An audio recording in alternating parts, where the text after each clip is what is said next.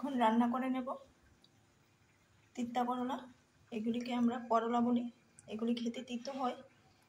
এগুলি রান্না করব, ভাজা করব এগুলির।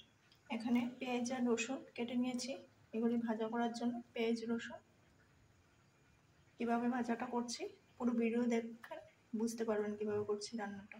এইভাবে ছোট ছোট করে করলাগুলি কেটে নিয়েছি। ফোড়নে তেজপাতা আর হালকা কালি জিরা দিয়ে পেঁয়াজ দিয়ে দিয়েছি, মশলাগুলি দিয়ে দিয়েছি। এখন এগুলি দিয়ে দেব, তিতা করলাগুলি।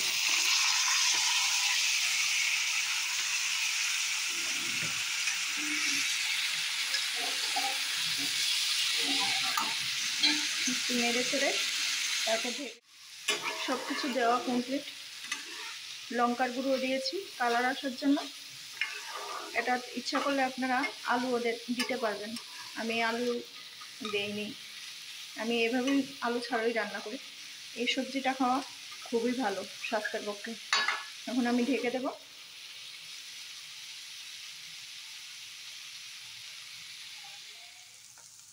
ভাজা রান্নাটা মোটামুটি হয়ে গেছে।